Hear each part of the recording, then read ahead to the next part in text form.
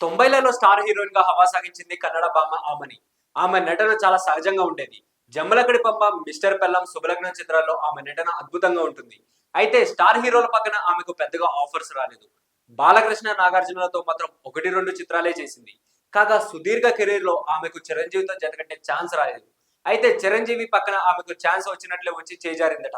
దర్శకుడు ఎస్వి కృష్ణారెడ్డి తెరకెక్కించిన Subhalagnam block buster hit. Heroine డబ్బు కోసం మొగుడిని అమ్ముకోవడం అనే కాన్సెప్ట్ గతంలో ఎవరూ టచ్ చేయలేదు.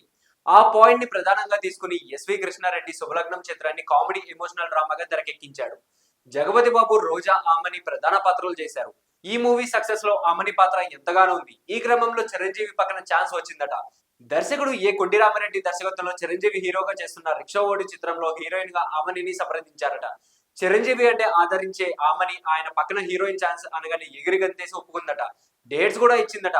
చిరంజీవికి ఫోన్ చేసి మాట్లాడిందట. త్వరలోనే షూటింగ్ లో కలుద్దాం అన్నారట.